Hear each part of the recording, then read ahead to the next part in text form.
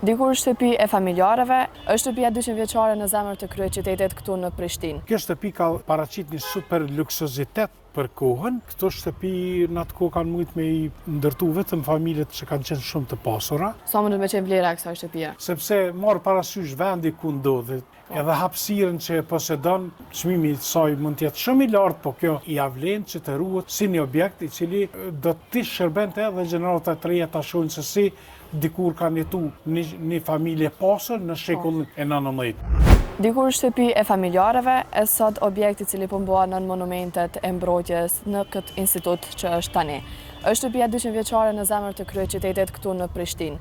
E kjo shtëpi 200 vjeçare ka veçantitë e saj të cilat bëjnë shumë kohë të kenë institutin e tyre i cili ka në mbrojtje nga Emin Sallahu. Agjemin, faleminderit shumë për pranimin për intervistë edhe a mundesh me na tregu pak a shumë veçantitë e kësaj shtëpie çka është? Faleminderit për ju që keni ardhur, po sot aktualisht ndodhemi në burrin e Institutit Kosovës për mbrojtjen e monumenteve. Prapa nesh është një shtëpi e vjetër e cila ndodhet në pjesën e vjetër të qytetit të Prishtinës, i takon shtëpive të rralla që fatkeqësisht kanë mbijetu kohës në qytetin e Prishtinës. Kjo shtëpi, siç e thatë edhe ju, është parafërsisht 200 vjeçare, ka qenë pronën një familje cila ka jetu në këtë shtëpi dhe në vitet e 50 të shekullit kalum. Konkretisht pronari saj ka qenë Fadil Koxhadishi, i cili ka qenë një prej antarët të familjeve të pasura të kohës, të cilët kanë zëtu edhe prona jashtë qytetit të Prishtinës, të cilat i kanë punuar atë pronat edhe nga ato kanë sjell begati të cilat edhe e kanë pasuru familjen, po edhe kanë bën ndërtime të cilat kanë qenë luksoze për kohën, e që për fat mirin sot është një për eksponatë të rralla që i kanë mbjetu invazionit urbanistik, që se mund të themi. A është kjo shtëpia e cila shumë familje të rralla, mundemi me thonë që i kanë jetu në kësaj lloj shtëpie sikur familja Koxhadishve, a janë shumë familje të rralla të cilat kanë jetuar në kësaj lloj shtëpie në kohën e kaluar? Sepse në atë ku kanë qenë të veçanta për ta besoj. Në fakt, këto shtëpi në atë ku kanë mujt me i ndërtu vetëm familjet që kanë qenë shumë të pasura, për arsye se gjendja ekonomike edhe sociale në atë ku ka qenë e vështirë, ndërsa pronarët, siç kanë qenë belerët, agallarët edhe njerëz të pushtetit të kohës, kanë pas begati materiale, edhe ata kanë mujt me ndërtu shtëpi të cilat për kohën kanë qenë super luksoze. Kjo shtëpi takon tipit të objekteve me balkon apo me çardak të hapur, edhe siç e tham ndodhet në pjesën e vjetër të qytetit të Prishtinës, edhe si rezultat që ky objekt është tani në përkujdesin e Institutit Kosovës për mbrojtjen e monumenteve, fatmirësisht edhe kohës i ka qëndru. Si zakon në atë periudhë kohore ka qenë kur është fillu një shtëpi më ndërtu, është mjellë edhe një dud. Këtu e kemi afër dudin, i cili është edhe moshatar me shtëpinë e cila është prapa ne. Bashkë me shtëpinë e cila është ndërtu para 200 viteve, mundemi me thonë ndoshta në shekullin e 19, është ndërtu pra edhe... është mbjellë edhe dudi. Po, është edhe dudi i cili ka jetë gjatësin po atë sa shtëpia. Tregon atë cili është themeli edhe pse duhet gjithçysh, sepse ne dëgjojmë që nëse veç në kohën e kaluar është ndërtu një shtëpi, gjithçysh duhet me u mbjell edhe neles. Pse ka qenë kjo? Po tash zakon në atë kohë në qytetin e Prishtinës dhe jo vetëm qytetin e Prishtinës ka qenë me u mbjell një dud. Dudi është një pemë cila jep frytet e veta, është mjaft e mirë për konsumim, edhe ka jetë gjatësi. Që do të thotë që këtë dudi edhe shtëpia janë moshatar. Simbolika e saj ka qenë fillimi në jetë të re, një familje të re, domethënë ka filluar një jetë e re me ndërtimin e shtëpisë, edhe dudi tash paralelisht rriten në rrit bashkë. Në atë periudhë kohore ka qenë shtëpit për rreth përdhese, domethënë shtëpi tjera kanë qenë këtë më tolta dhe kjo shtëpi ka paraqit një super luksozitet për kohën. Këtu marrë parasysh që në afërsi kemi lumin Vellusha, edhe këtu ka pas edhe freski në aspektin kështu të ambientit, edhe shtëpit oborët kanë qenë pasura me lule të ndryshme, sidomos me trëndafila, të cilat e kanë njëshu ambienti. Tregona pak Agjajmen pjesën e lisit e cilën në kohën e kaluar e kemi ditë se nëse veç po prehet një deg ose thyet një deg e ti po sjell diçka të keqe, po sjell një lloj bestytnie, mundemi me thonë, sa është e vërtetë edhe pse është kjo e cilën na e dim. Po thonë të drejtën këto janë paka shumë bestytni. Dudi, ose jo vetëm dudi, po shumë pemë ka nevojë që të mirëmbahen, të krasiten, të punohen. Nuk dhe thota po në të kaluar më ka qenë një, si të thush, një besim ndoshta për me i rujt, për mos me dëmtu, ka qenë edhe një rrëfim i shpikur që ndodhë diçka nëse, po jo rasti në këtë rast, ka ndodhë dikun gjeti jo tek rasti që kemi ne, sepse nuk kemi një ngjarje të tillë të sajuar në këtë rast. Dudi ka dhe si thush veçori shëruse, si pemë, sidomos disa nga dudat, sepse janë të disa lloje, kanë shërby edhe për përdhimin e një bari i cili ka shëru smundjet e gojës, sidomos tek fëmijët. A vazhdojmë Agjajmen prej bisedes me këshyre edhe nga brenda se sa është e rregulluar shtëpia? Këto është ndodhemi në hyrjen e institutit, konstruksioni i objektit është nga druri edhe me tjegulla të papjekura, dhe me tulla ose me qerpeq, si që shujt, pamja të cilën shikus mund të shohin është origjinale. Pjesa dërmuese e objektit është e ruajtur në aspektin origjinal të fillestar. Nuk është prish nga ajo se çau ndërtu. Përpos në ndërkohë nga viti 1954, kur është themelu Instituti i Kosovës për mbrojtjen e monumenteve, atëherë është qyteti krajinor, këto kthina ose këto janë shëndur në zyre, tani nuk banon, domthonë familja. Këto jemi në hyrjen, zakonisht dyrt nuk kanë qenë shumë të larta, ka pas simbolikën e si të thush një përulje, kur të hysh në shtëpinë e dikujt të lakohesh, jo që kanë qenë njerëzit më të vegjël, kuptohet, po këtë simbolike ka. Po gjoku që tani kuptohet, nuk është funksional. Pjesa përdhesa e shtëpisë ka shërby, është qytë shtëpia zjarrit, domethënë pjesa ku është bogatimi, është bo zirja, si që është një këtë zingjirin, sepse për shumë shikus mundohet dhe që nuk e din, këto është varë ena, që nga poshtë është dze me zjarë, edhe është zi, gjela, apo ujtë është vlugu kështu me radhë, të zakonisht gratë të shtëpisë e kanë pregadit ushqimin, dërsa pjesa e sipërme, kati i dytë, ka shërby për dhoma gjumit, edhe për pritjet e mësafirve. Tani do të shkojmë në katin e dytë, që lidhin shkallët, të cilat një kohë kanë qenë nga pjesa e jashtme, po në ndërkohë janë futur brenda shkallët, në mënyrë që gjatë kohës së ndryshme të qarkullimit të mos të ekspozohen të ftoftet e kështu me radhë. Disa nga shtëpitë kanë pas luksuzitet shumë të madh edhe brenda. Këtu kemi një tavan i cili është i punuar me punë dore. Kuptohet, kjo pjesë e këtij tavani nuk është pjesa origjinale e kësaj shtëpie, është sjellur nga një vend tjetër e huazume. Mirë po paraqet pjesën e shtëpive të vjetra të asoj kohë që kanë pas një punim të jashtëzakonshëm, domethënë super luksuzitet. Ndërsa kjo pjesë është pjesa që e lidh shtëpinë me çardakun e hapur apo me balkonin e hapur. Kuptohet që çardaku është përdor gjatë pranverës deri në vjeshtë. Domethënë çardaku i hapur ose balkoni i hapur përdoret në aspektin sezonal. Për dallim nga shtëpitë që kanë çardak të mbyllur, e cili mund të shfrytëzohet gjatë tërë vitit.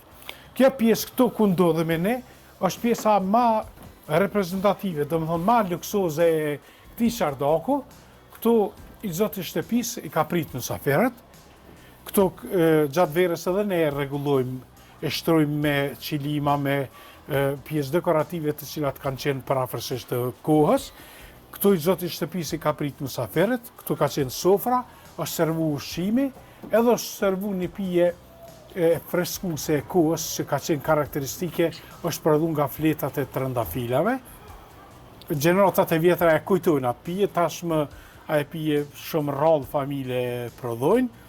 Edhe ka pas një ndarje ta quajmë fizike nga pjesa tjetër e balkonit, e çardakut ku ka nejt familja gratë dhe fëmijët. Kurse i zoti i shtëpisë e ka pas atë intimitetin ose autonominë e bisedës të lirë me mysafir. Apo mendon Xhaimin që kjo pjesa e balkonit ose që po thuat e çardakut po sillet prap në risi, prap në jetën aktuale që na po jetojna, kjo pjesa që po ndërtohet në villat e ndryshme të fshatrave, apo rikthehet për mendimin tuaj ajo e shkuara në të tashmen edhe po e shijojnë ende më shumë rinia? Nëse marrëm jo vetëm në pjesën e ndërtimit, po edhe të garderobës, shpesh herë garderoba fillon pas një periudhë kohore të ripërsëritet duke modifiku. Kuptohet se tani materialet janë të ndryshme, mundësia për ndërtim është ndryshe, edhe mundësia e izolimit e shumë gjëra tjera mirë, po megjithatë nevoja e njeriu që ta ketë kontaktin me natyrën prapë është e shprehur. Për këtë arsye edhe shumë familje edhe në vilat super luksoze sot ndërtojnë anekse të cilat ndahen nga objekti ose ngjiten me to, po megjithatë kanë një autonomi të kontaktit me rrethin, me familjen, me natyrën. Marr parasysh kohën, po e themi, nëse rikthehemi në kohë, këtu ka pas një qetësi për dallim nga sot, sepse ka komunikacion, shkolla, kështu me radhë, atëherë ka pas një qetësi mjaft të mirë, edhe është ofruar një jetë shumë luksoze për ata familjarë të cilët kanë pas rastin ta posedojnë këtë shtëpi, edhe për mysafirët të cilët kanë pas rastin ta vizitojnë. A ka familjarë ende nga familja e Koxhadeshëve që vinë vizitojnë këtë vend? Ne kemi pas fatin menër pas luftës në 1998-99, ka ardhur dikon vitin 2000 apo 2001, nuk kem shumë i sigurt, një nga fëmijët që ka lindë në këtë shtëpi, një vajzë, e cila tashmë ishte më shume, edhe ka vizituar, ajo jetonte në Turqi, nuk dinte shqip, po do familjar na përkthyn, ajo na i rikujtoi disa nga fragmentet e jetës që i ka pas si fëmijë, që i ka kuptuar droncat jetës, sepse ata kanë shit shtëpinë, edhe janë shpërngul për në Turqi, të pas parasysh që familjet e pasura pas luftës së dytë botërore është vendos sistemi socialist në ish Jugosllavi, edhe familjet e pasura kanë fillu që t'ju konfiskohen pasuritë, tokat, pronat që i kanë pas jashtë qytetit Prishtinës, edhe ju kanë ngushtuar rrethi veprimit. Kështu që ata kanë pasur arsye në shumica prej tyre të shesin ato, edhe të shpërngulën sidomos për në Turqi. Njëtë ka qenë edhe fati i familjes Fadil Koxhadishit, i cili ka pasur 4 dje me 3 vajza që kanë migruar në Istanbul dhe atje ka vdek si pjesë e mërgimit në jashtë Kosovës. Apo mendon Xhaimin që e dim se në kohën që kemi lënë pas, në kohën e juaj kur keni qenë të ri, shumë ka pas respekt në për familje, në për kësi lloj shtëpia që ka pasur musafir me javë të tëra që kanë qëndruar në familjarë të tyre, apo mendon që e njëjta po rikthehet edhe tani edhe po respektohen të njëjtit? Po tash kemi me një ndryshim të madh të mënyrës së jetesës. E para është gjendja ekonomike ka ndryshuar shumë. Pastaj arsimimi dhe shumë të tjera, dinamika jetës e ndryshon edhe formën edhe të organizimit të brendshëm familjar, po edhe të shoqërisë në përgjithësi. Tash nuk kanë mundësi askush me zgjat mohabetin, siç thush, gjatë në një familje, po qëndron një periudhë kohore për sa me u vizitu me zvete dhe shkojnë në shtëpit veta, sepse tani edhe transporti është avancu, mënyra komunikimit e gjitha ato, nuk e bojnë më mënyrën e jetesës si ka qenë dikur. Këto shtëpi apo ambientet të cilat i kanë mbijetuar kohës, këto janë fragmente nga e kaluara e cila pak a shumë mund të pasqyroj mënyrën e jetesës si ka qenë dikur, andaj këto objekte, ky objekt në këtë rast e ka statusin nën mbrojtje, Instituti i Kosovës e mirëmban, atëherë aty ku ka dëmtime i riparon, i renovon, i restauron apo i konservon, ndërsa vizitorët të cilët për fat mirë tani kanë filluar të rriten nga A ka vizitorë të shumtura në këtë nga jashtë, sidomos nga shtetet e huaja, që nga lindja largët e këtej që vinë marrin mundin vinë e vizitojnë po e zomë Kosovën edhe kryeqytetin, atëherë shumë gujda i sjellin edhe këtu. Edhe e shohin një për eksponatëve se si ka qenë dikur një shtëpi në një qendër të zhvilluar të qytetit Prishtinës, siç ka qenë tashmë qendra e vjetër e qytetit Prishtinës, ndërsa si karakteristikë ky objekt e ka edhe dikur kur ka qenë vilayeti i Kosovës, ky objekt është përdorur edhe si qendër administrative përkohësisht, edhe më pastaj prapë ka kthy pronarit i cili ka jetuar siç e tham deri në vitet e 50-ta dhe e ka shit shtëpinë edhe që nga atëherë instituti është pronar i kësaj shtëpi. Sa mundet me pas vlerën kjo shtëpi nëse veç sot mundet me ushqit, mundet me thonë, sa mundet me qenë vlera e kësaj shtëpie? Ne këtu mund të hamendësojmë, sepse marrë parasysh vendi ku ndodhet objekti edhe hapësirën që posedon, unë besoj që ka çmimi i saj mund të jetë shumë i lartë, po kjo nuk as që diskutohet për arsye se ky